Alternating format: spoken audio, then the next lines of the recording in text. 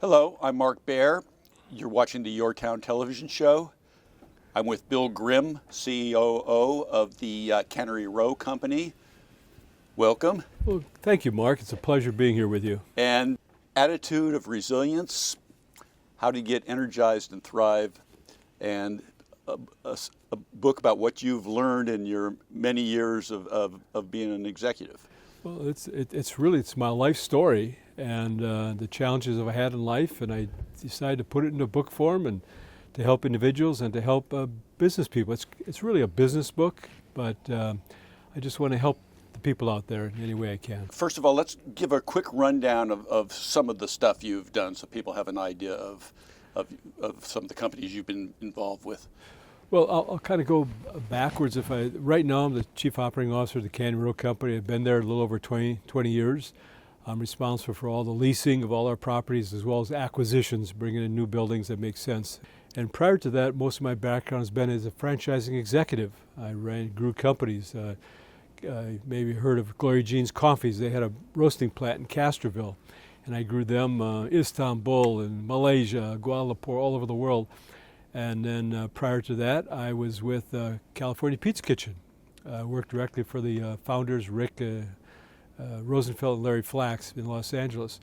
And I grew them globally. I put together a franchise program and grew them, and they did an IPO and had a lot of success. Put them in all the airports. But where I got my real kick and start in franchising was with Baskin-Robbins ice cream. Was that a fun company? I would always volunteer to be a tester for new flavors, in addition to growing the company. Daiquiri Ice and Rocky Road, I was always pretty solid. Rocky Road, oh my God. Kind of a little bit of trivia. The only ice cream company that vanilla is not the #1 flavor was Baskin-Robbins. It was pralines and cream. Praline, a little bit of yeah. trivia. Anyway, so that's pretty much my background. My undergraduate degree is actually in chemistry, and I worked as a chemist.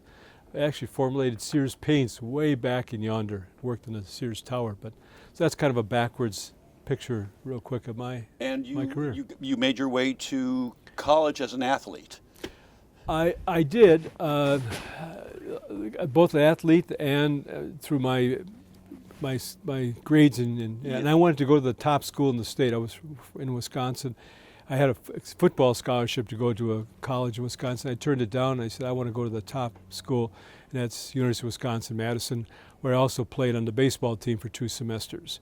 But dealing with chemistry took an awful lot of time, and it was challenging, but I made it through. And it was a top chemistry department at that time, so I was fortunate. How did you get from chemistry to business? Well, in evenings, the company sent me through an MBA program at Loyola Chicago. So I would drive down to Chicago, take it in, and all of a sudden I learned about management, accounting, cost analysis. I said, wow, 40 years and get a Sears watch or get into business? I said, this sounds much more exciting. So I wanted to steer my career to business, and I gave a speech. I think it was down in Macomb, Georgia, and a gentleman from Paris, it was a chemical company, a guy who he was the #1 industrialist in the world in Great Britain, Max Andre Schackerman. One of his guys heard my speech, they recruited me, hired me, and I grew their brand, if you will, for a couple of years here because they bought the Vermont Marble Company. But from that, I decided, and I left them. I said, I'm going to California. At that time, the land of opportunity, right? California, remember the land of opportunity? So I went to California. I wanted to master sales. I wanted to learn franchising. And my third objective was to find my own business. I achieved the first 2. I tried in the third one, and that's one of my failures, but I learned how to bounce back. So I like that you're kind of always doing outside the box things. So there's a story about you go from San Diego, where you're kind of laid back, you find yourself in New York City, and they're telling you you're just too laconic, you're taking too long with the pitch, what's with it. So what do? You take acting. So how do you tell me the story? That was a unique, unbelievable experience in my life. At that time, San Diego was a sleepy old town. I mean, when I moved from Los Angeles to San Diego, I had difficulty. Come on, let's pick it up down here. Then I moved from sleepy San Diego, like you said, to Manhattan. And I'm talking to people trying to pitch them in sales. And they would walk away. And I told Mike, I said, Bill, you're in New York. You got to get to the point here. You're talking too much. So what I got to do? So I took a class in assertiveness, but it didn't do anything for me.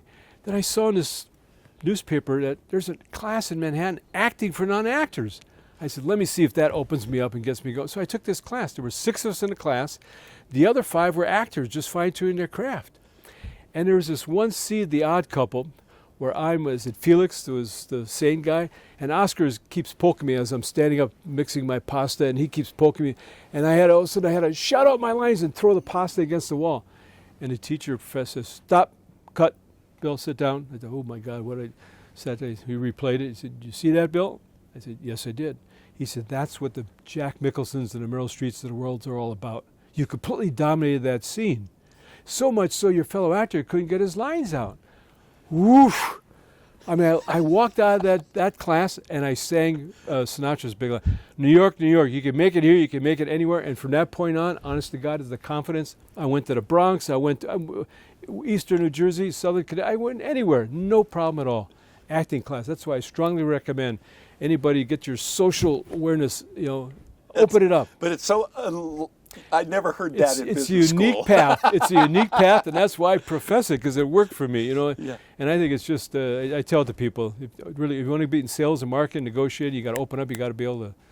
Let's get into the book a little bit. Sure. In the 7 companies that you grew, what was your criteria to succeed? I probably have failed as an executive certainly more than the average. But I learned through that how to bounce back.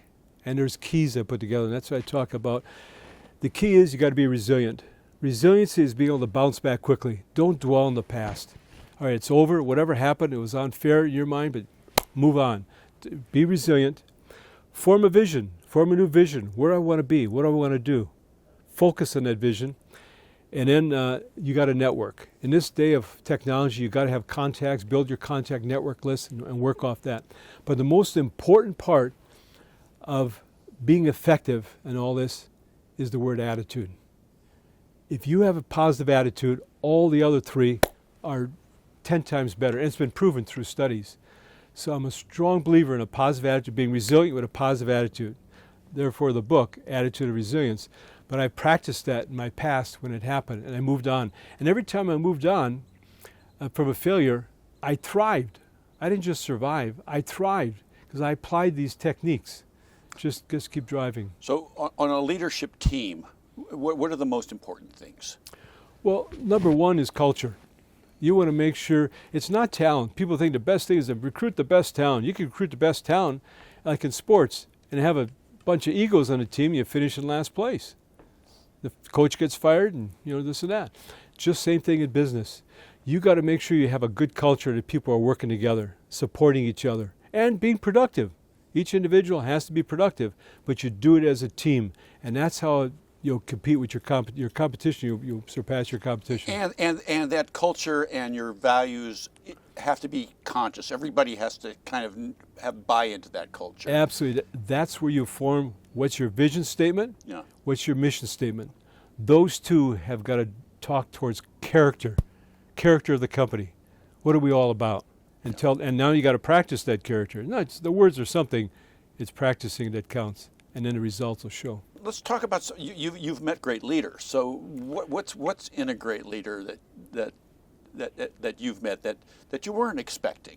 Great leaders believe in themselves, have great self-confidence, and not at a point that shows as arrogance. They want to show their team. They believe in the word team, not I. Very strong that comes across, even though they have all the confidence about them. They got to be honest and ethical, and they got to put together the strategy. And a lot of them don't work, but the great leaders, it works and they keep building off it. They have a unique niche of something that grows. They'll attract the right people, and then they got to lead those people. But you got to have the vision. You have to have the ethics and the professionalism that come across. And I've seen that. I've met Irv Robbins from Baskin Robbins. He was retired, but I met him at a 50th anniversary. And people were lined up a block long who haven't seen him in years because he was so close to all these 3,000 franchisees, and they just wanted to see him one more time and shake his hand. I mean, that's the kind of admiration he had. Rick Rosenfeld and Larry Flax at California Pizza Kitchen were great leaders. They were attorneys, prosecuting attorneys. They found a concept and they led. They did it a great way. A great leader I work for right now, one of the best, is Ted Ballesteri. You know, Ted and Bert formed a sardine factory and built Bert Catino, Yeah. and it's a world-class restaurant now. But from that, they formed part of the Cameron Oak Company. And Ted put together a vision. He's the CEO and chairman, and he drives results. He focuses on results. He wants to make sure everybody's productive. He recruits the right people. He sets goals, high goals, and you got to achieve them. But he's fair, and he rewards you accordingly. So that's what you want in a leader. Just be fair, recognize my results, and you work harder. You want to achieve. You want to work hard for somebody like that. I know that through this book that you've been working on a TED Talk, and so in that, again, resiliency, good attitude. What else are you thinking in that? So I want to do this because I know that you tell a joke every day. Oh, so how do we do that? Well, it's interesting. Yeah, I tell it's called bad dad jokes. And every morning I tell a joke to my wife, the bad dad joke. Then I go to the office and the receptionist at the office, I'll tell her the joke, and she laughs. And I walk to my office and I go to work. I believe humor is very important. Why did the orange lose the race? He ran out of juice. Little things like that. Bad. That's a bad dad joke. And that's the kind of result I get from Marion, my wife, or the receptionist at the office. And that brings their attitude to very positive, no matter how their mind was before. Now I wonder what they say when you leave the room. So every day I do it, and when they see me, they say they want to hear it. They want to hear it. But getting back to a TED Talk, I would like to give a TED Talk. I'm in the process of putting one together. It was I feel like I have an idea that I want to show the world. It's kind of the title I'm working with is Confessions: How to Thrive from Failure. I'm willing to share my failure and how I thrive from my failure. And here's how you can thrive. And it's getting back to being resilient. Learn resiliency. Now, in a professional career, it means vision and working with contacts. But even in your personal life, being resilient, but have a right attitude. There's a saying from W. Clement Stone that's really worth sharing. There's little difference between people, but that little difference can make a big difference. That little difference is attitude. The big difference is whether it's positive or negative. That's a great quote. Yeah. Well, W. Clement Stone was a philosopher, a spokesperson who just believed in mankind and wrote books on motivational speaker also. And he talks about attitude, but it could be good or it could be bad. It's good when it's positive, and it's bad when it's negative. And there's a huge difference in that. Huge difference between people. And attitude it's a bit of an art form. You have to be conscious of it because failure is going to come to everybody. Inevitable. You haven't succeeded if you haven't failed. Absolutely. In fact, there's a saying, to succeed in this world, you need to fail and learn from your failure so you can keep growing, keep thriving. Not just surviving, but thriving, growing, learning from that, applying it, and keep going. Yeah. Yeah. Because failure is like all the pieces didn't come together, or something was off, or there's so many, or the thing in the moment weren't at the same instant. It's such a multifarious thing, but you have to. Failure is a building block. Yeah, because you learn what was off, and so next time you make sure it's on and not off. You learn from that, right? Yes. Which is your example. Yeah. And you just keep growing. We grow through failure. It's the ability to handle failure, being resilient and having a positive attitude. Learn, boom. I learned from my youth. If I share a story from my youth, I was born and raised on a dairy farm, and I had really challenged. I lost my father when I was 2 years old. He was killed by a drunk driver crossing the street. So I never knew my father, but so as a result, I didn't have the relationship with a father. I had a dad later, but not a father, and he was a great dad. But I also had eczema. I had eczema all over my body, and I would scratch it to a point where it would crust up. It was just miserable in my mindset, and no one could help me. I went to a doctor. He put 200 shots in my arm. I was allergic to chocolate and farm dust. I was still living on a farm. There's nothing I could do. So I decided I got to get my mindset, and I took up sports. And I practiced basketball. I practiced baseball. and I became a very good athlete. And that's how I eventually, got some potential scholarships and played semi-pro baseball. But that mindset of getting my mindset into something positive and then excelling in that. So my mind was off by my personal issues. So I learned, I didn't know the word resiliency as a young boy. I was 13 years old at the time. But I behaved like I was resilient. I just did naturally because no one could help me. I had to help myself. I learned. It's up to me to change my mindset. Even though Perseverance. Perseverance, yeah.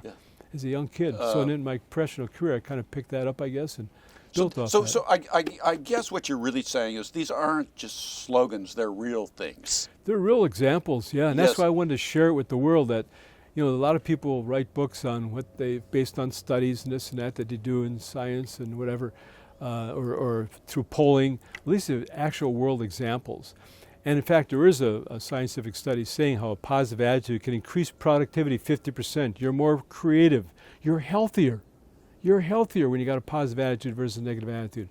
Why not be healthy? So one of the interesting things about you too is that you're now a certified coach for CEOs and for business people, but you always had to be your own coach, and that's an interesting thing. I mean, you were able to step out of yourself and get the you that needed to do stuff and talk on sit in your own shoulder, and because you didn't have another coach, you had to be your own coach, and that's interesting. In retrospect, you're right. At the time, I didn't realize I was my own coach, but you're actually right. You through how I experienced it, I was my own coach, and when I took my coaching certification, it was fascinating. I mean, it just was so fascinating. I'm so much more now I know, and reinforces my thoughts and beliefs more that, there's beliefs and there's facts. Don't deal with beliefs, especially at the executive level. You hear a lot of people say, I think so-and-so is doing this and this. Well, forget that. Is he or she or isn't she? Deal with facts when you make the calls or judgment, you have discussion. Don't deal with beliefs. That affects culture. That's how CEOs, or their strategy. They start out with a strategy, it's going well. After a while, it's still growing, but they lose confidence.